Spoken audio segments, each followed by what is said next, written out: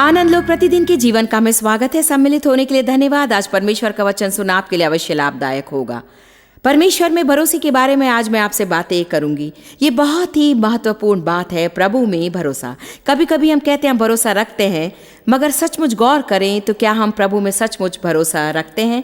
यदि परमेश्वर में हमारा भरोसा हो तो ना हम चिंतित होंगे, ना ही भय और व्याकुलता से भरे होंगे। सो मेरा आपसे कहना है कि दिल खोलकर इस शक्तिशाली संदेश को जो मेरी एक संगोष्ठी में मैंने सिखाया था ग्रहण कीजिए। परमेश्वर में भरोसा रखना सीखने में आपको मदद मिलेगी जो पहले कभी नहीं मिली। जब मैं इस संगोष्ठी के लिए अध्ययन कर रही थी, जो कि मैं सदा करती हूँ, तो सुनाए जाने वाले वचन की चिंता मन में गंभीरता से छाई थी, क्योंकि परमेश्वर लोगों की आज़ादी के लिए अपने वचन का प्रयोग करता है। मुझे प्रतीति है कि हर अवसर के लिए वचन है, और ये कि हर संदेश का नया होना ज़रूरी नहीं, मगर ज़रूर ये है कि वो अभी हो, अभी आपको जो सुनना चाहिए वो हो। खैर, जो भी हो, आज मैं कुछ ऐसी बातें बताऊंगी जो मैंने पहले कभी नहीं बताई थी, क्योंकि उनकी ओर मैंने इस दृष्टि से पहले नहीं देखा था। और इसका अध्ययन करते हुए मेरी समझ में आया कि एक बात है जो आपको हर चीज से आजाद कर सकती है। यही परमेश्वर की शैली है, क्योंकि हम हर चीज को जटिल बना देते मगर वो आसान बना देता है। एक बात जब मैं बता दूं कि वो क्या है, तो पहले तो आप निराश हो सकते हैं, क्योंकि शायद इस आशा में होंगे कि जो पहले कभी न सुना हो उसे आज सुनेंगे। मगर जो मैं बताने वाली हूं आपको शायद ऐसी कोई बात नहीं लगे जो आपने कभी ना सुनी हो। संदेश का एक भाग अवश्य होगा, परंतु मैं जानती हूं कि मेरे विचार इस बारे में सही हैं। सो आप शुरू में जो चाहे सोच लें। मैं चाहती हूं कि आप हृदय खोल दें और परमेश्वर को आपसे ये बात बताने दें। वो एक बात जो आपको हर बंधन से आजाद कर देगी, वो है बच्चों का सा भरोसा। यदि प्रभु में भरोसा रखें, आप चिंता नहीं करेंगे। यदि आप सचमुच भरोसा रखें तो आपको कल के लिए बेचैन नहीं होना पड़ेगा। अतीत की भूलों से भरोसा आपको मुक्त करता है।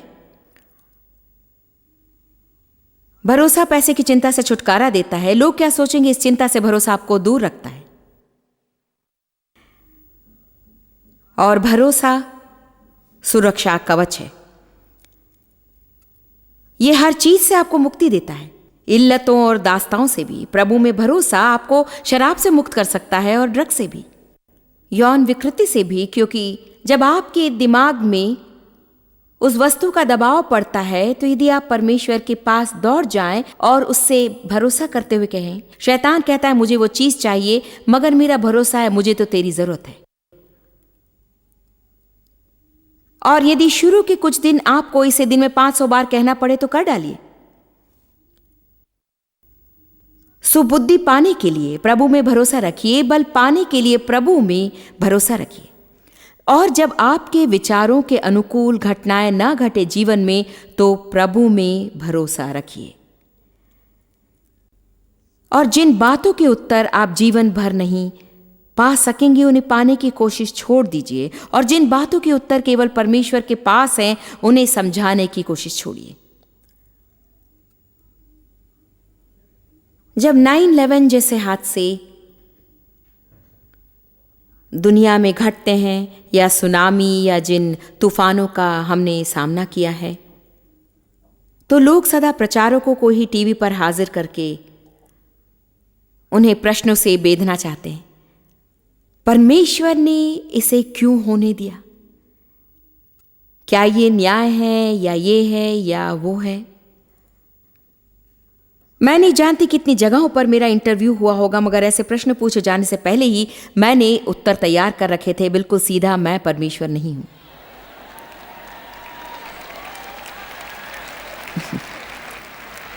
सच्ची बात तो यह है कि ये चीजें क्यों घटती हैं, इसका मेरे पास कोई उत्तर नहीं है। इतना जानती हूं कि मैं विश्वासी हूं, मुझ में परमेश्वर का प्रेम है, और चूंकि ये हो गया, मैं हर मुमकिन कोशिश करूंगी कि घायलों को मदद मिले और उनके जीवनों में नई ज्योति जगे।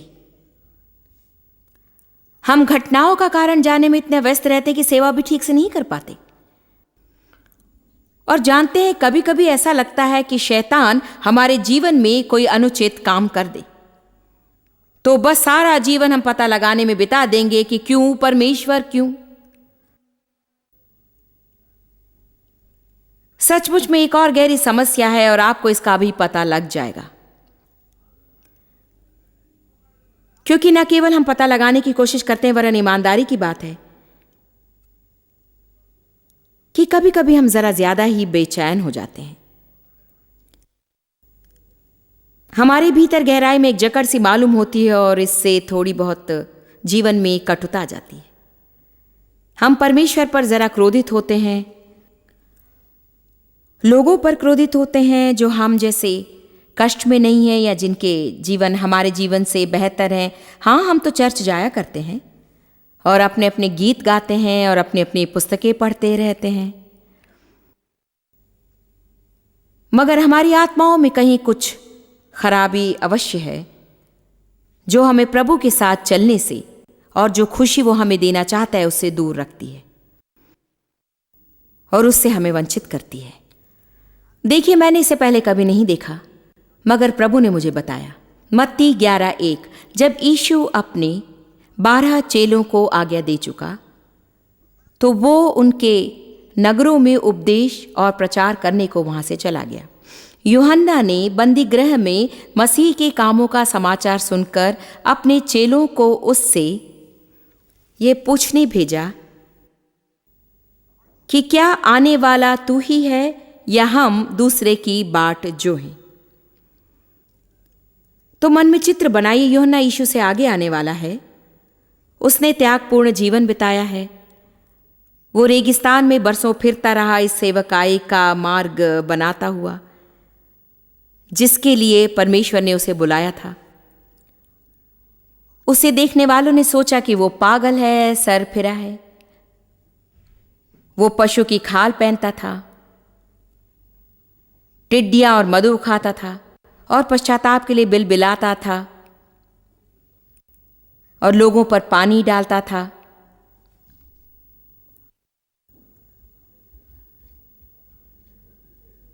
तो अब वो कैद में है। वो सही कर्म करता रहा है। कभी कभी आप सही कर्म करते हैं और आपको सही फल नहीं मिलता।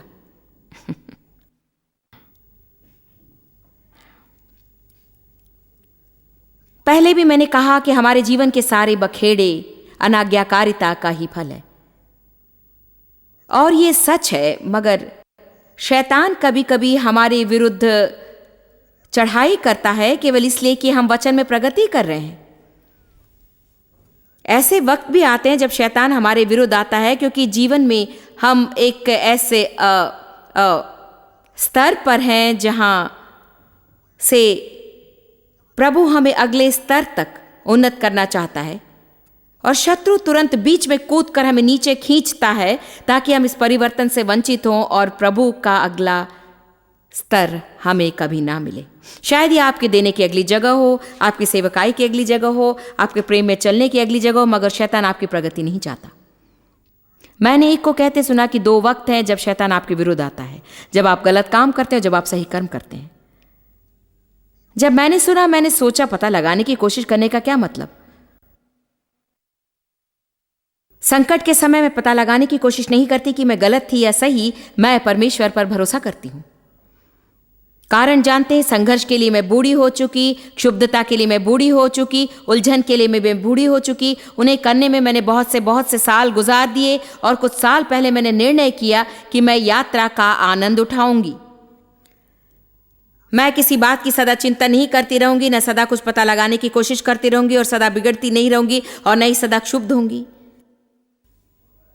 केवल प्रभु में भरोसा रखूंगी। जब तक तुम एक नन्हे बच्चे की तरह मेरे निकट नहीं आओगे, राज्य में प्रवेश न कर पाओगे। बहुत से लोगों के पास राज्य है, उन्होंने राज्य को देखा है, उन्होंने उद्धार पाया है, उन्होंने नया जन्म पाया है, परंतु वे राज्य के जीवन में प्रवेश नहीं करते जिसे हमें देने के लिए यीशु ने प्राण दिए, क्योंकि वे बच्चों का सा भरोसा कभी भी नहीं सीख पाते। दिलचस्प बात है कि बाइबल बताती है कि विश्वास बच्चों का सा हो, मगर बर्ताव में बचपना ना हो। तो एक तरह से हमें नन्हे बच्चों जैसा होना चाहिए और दूसरी तरह से हमें बढ़कर सिद्ध बनना चाहिए। मैं आज बता रही हूं कि परमेश्वर में भरोसा ही आपकी हर समस्या का उत्तर है। न जाने आपको किस प्रकार की समस्या है, आपको शांति और खुशी मिलेगी यदि आप प्रभु में भरोसा रखें। चाहे जो भी समस्या हो आपकी, आप कहेंगे मुझे नौकरी नहीं, तो प्रभु में भरोसा रखें। मेरी शादी नहीं हुई, मैं 45 का हो चुका और मुझे ये भी नहीं पता कि शादी होगी भी कि नहीं, मुझे ये भी नहीं पता कि उम्र की बढ़ती के साथ मेरा क्या होगा, मेरा परिवार भी नहीं। प्रभु में भरोसा। मेरा एक लड़का है जो ड्रग्स लेता है और जीवन विषमय है, पता नहीं मुझे क्या करना है। प्रभु में भरोसा करें।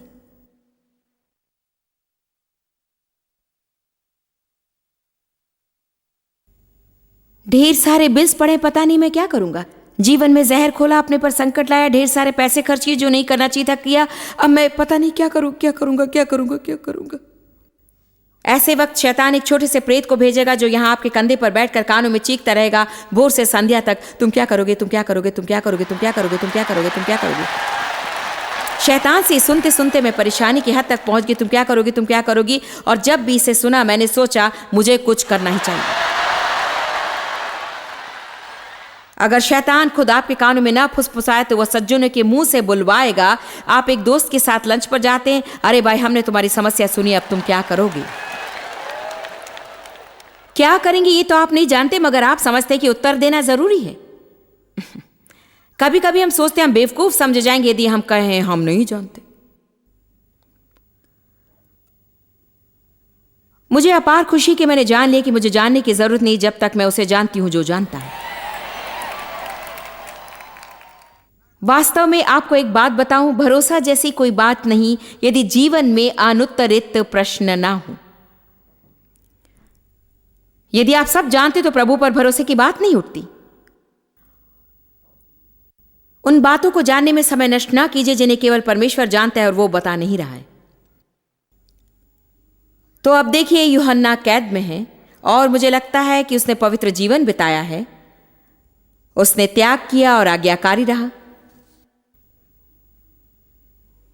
वो यीशु के बारे में सुनता रहा है और एक संदेश भेजता है, क्या तू वही है या हमें किसी और की बाट जोहनी है। और पद 4 में यीशु ने कहा, जो कुछ तुम सुनते हो और देखते हो वो सब जाकर यूहन्ना से कह दो। अंधे देखते हैं, लंगड़े चलते फिरते हैं, कोढ़ी शुद्ध किए जाते हैं और बहरे सुनते हैं, मुर्दे जिलाए जाते हैं और कंगालों को सुसमाचार सुनाया जाता है। और धन्य है वो जो मेरे कारण ठोकर ना खाए और मुझसे क्षुब्ध ना हो और सत्य के दर्शन से वंचित ना किया जाए।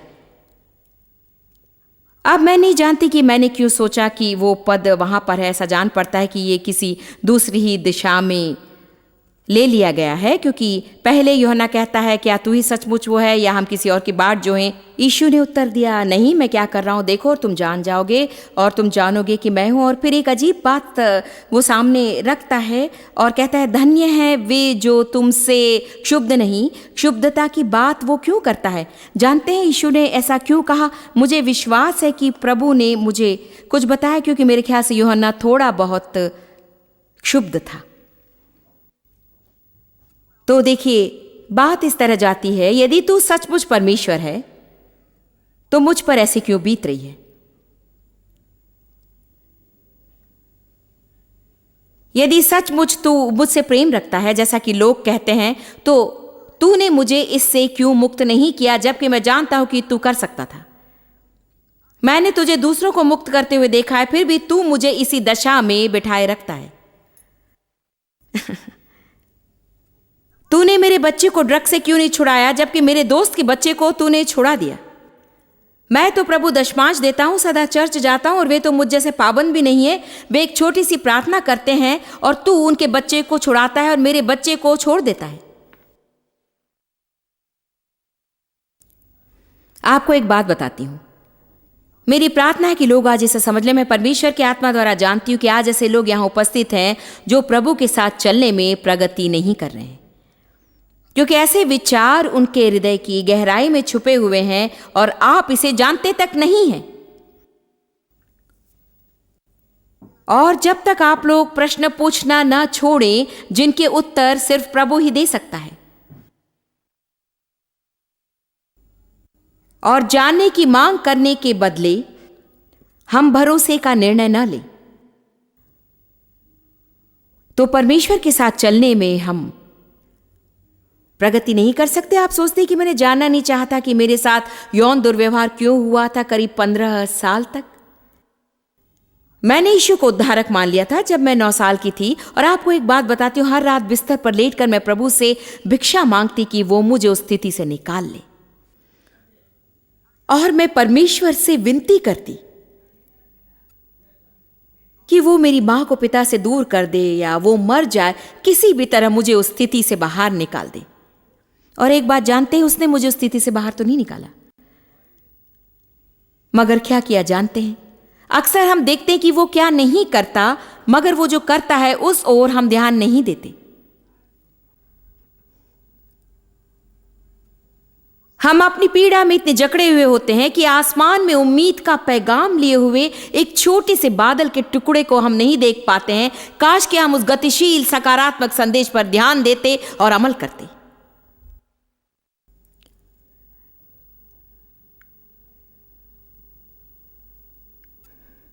यूहन्ना के विचार में कल्पना कर सकती हूं, क्या तो सचमुच वो है?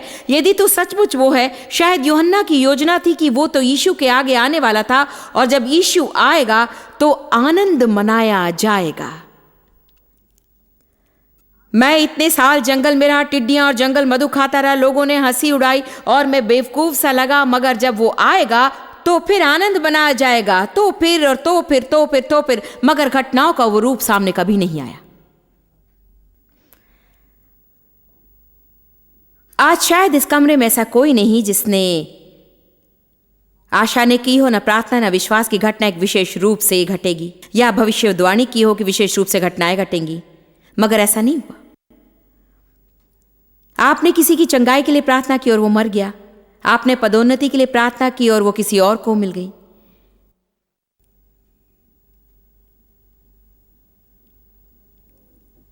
क्या एक बात जानते हैं?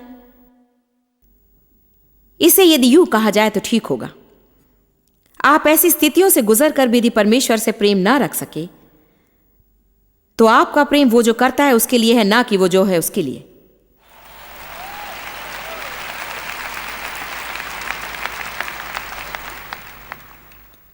बस एक व्यक्ति के समान जिसे क्रोध आया प्रभु पर। वो प्रचारक था और उसका बेटा कैंसर से मर गया। अटूट विश्वास परमेश्वर पर, उसे दिल से विश्वास था परमेश्वर पर, उसकी चंगाई के लिए प्रार्थना की और उपवास की। हम सबको प्रभु पर विश्वास था, मगर लड़का मर गया। आदमी आग बबूला हो गया। परमेश्वर तू कहां था जब मेरा बेटा मर गया? परमेश्वर ने उसके दिल में उत्तर दिया और कहा, वहीं था जब मेरा बेटा मर गया था।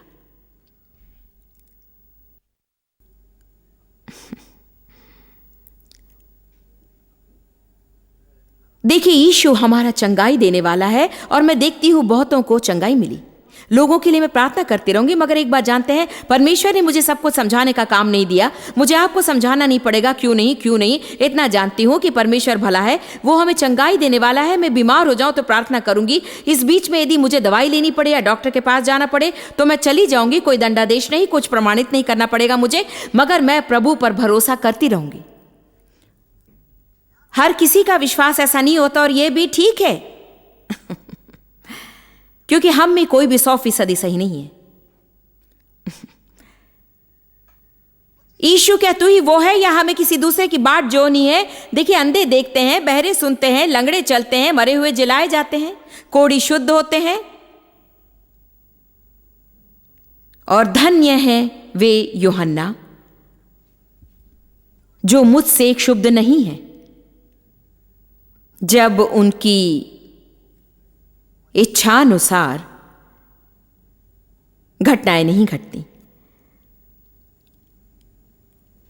मैं बात बताऊं, आज जिस विषय पर मैं आपसे बातें कर रही हूं वो है सिद्ध विश्वास। मैं बोल रही हूं बढ़ने के विषय पर। आप शायद ना हंसे संदेश के दौरान, आप शायद रात भर शांत रहें, और यह उचित भी है क्योंकि भिन्न भिन्न अवसरों में भिन्न भिन्न चीजों के लिए भिन्न भिन्न अभिषेक होते हैं। और देखिए, परमेश्वर ने मुझे दर्शाया कि मसीह की देह में ढेर सारे लोग हैं जो क्षुब्ध हैं, क्योंकि उपलब्धियां जिस रीति से मिलने की आशा थी उन्हें उस रीति से नहीं मिली। लोग न केवल परमेश्वर से क्षुब्ध हैं, मगर बहुत से लोग लोगों से क्षुब्ध हैं, क्योंकि वे जो चाहते हैं पा लेते हैं, जो ये सोचते हैं कि उन्हें मिलना चाहिए था। और ये उचित भी नहीं लगता, क्योंकि कई तरह से हम नहीं सोचते कि उनमें से कुछ इतने आत्मिक हैं जितने कि हम, और ना वे उतने धर्मी रहे जितने कि हम। और इसका अक्सर कोई मतलब नहीं निकलता, पर प्रभु का धन्यवाद कि हम इसका पता लगाने से मुक्त हैं।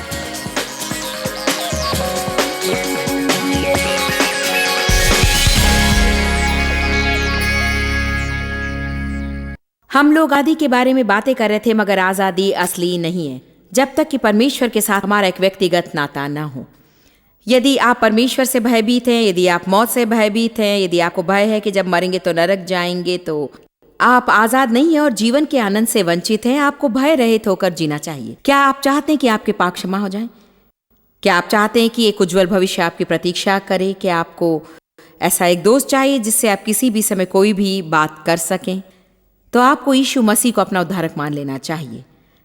हम सब पापी हैं, हमने पाप किया है और परमेश्वर की महिमा को लघु किया है, मगर बाइबल कहती है कि हम धर्मी बनाए जा सकते हैं। हमें परमेश्वर के सामने सही दर्जा मिल सकता है यीशु मसीह के लहू के माध्यम से। सच्ची बात तो यह है कि हम पापी हैं, मगर पाप का मूल्य चुका नहीं सकते। मूल्य यीशु ने चुका दिया। वो क्रूसित होकर मरा और हमारा ऋण चुकाए। यदि हम उसका विश्वास करें, उसे माने और स्वीकारें, तो हम परमेश्वर के साथ सही रिश्ते में हो सकते हैं। यदि आप अभी यीशु को उद्धारक मान लेना चाहें, यदि इरादा सच्चा है, तो आप मेरे साथ इस प्रार्थना में भाग लीजिए। मैं प्रार्थना करूंगी और पीछे आप भी करते चलिए, और परमेश्वर आपके हृदय में एक चमत्कार करेगा। पिता, हम यीशु के नाम में तेरे पास आते हैं। यीशु को भेजने का धन्यवाद। आपसे प्रेम है प्रभु। यीशु, हमें तुझ पर विश्वास है। मैं अभी तुझे उद्धारक मान लेता हूं यीशु। जानता हूं कि मैं पापी हूं, मुझे पापों का अफसोस है। मेरे सारे गलत कामों के लिए मुझे क्षमा कर। मेरे दिल में आ और मुझ में वास कर। मैं मसीही होना चाहता हूं। तेरी महिमा के लिए मैं जीना चाहता हूं, और इसके लिए तू मेरी मदद करेगा। उसका धन्यवाद यीशु के नाम में, आमीन। आप सोच सकते हैं कि इतना सामान्य तो नहीं हो सकता। ये कैसे हो सकता है कि आप जीवन भर पाप में रहें और केवल एक बार प्रार्थना करने से सारी चीजें बदल जाएं? आज आपने एक बिल्कुल नई शुरुआत की है। बाइबल कहती है यदि कोई यीशु में हो जाए तो वो एक नया जीव है। पुरानी बातें बीत गई और सारी चीजें नई हो गई। आपको नई शुरुआत मिलती है। स्पष्ट है कि आपको बहुत सी बातें सीखनी होंगी और कुछ जिम्मेदारियां भी होंगी जिन्हें आपको निभानी होंगी। आपको हम कुछ जानकारी देना चाहते हैं जिसकी मदद से आप मसीह के साथ नया जीवन सही रीति से शुरू कर सकेंगे। आप यदि पर्दे पर नंबर को फ़ोन करें तो हम आपको एक नई पुस्तिका भेजेंगे। ये भेंट के तौर पर होगी जो नए जीवन में आपकी मदद करेगी। आपके मन में कोई सवाल उठे तो हम उठेंगे, कुछ सिखाना हो तो सिखाएंगे ताकि वो नया जीवन जीने में आपको मदद मिले। प्रभु आशीष दे। परमेश्वर के परिवार में आपका स्वागत है।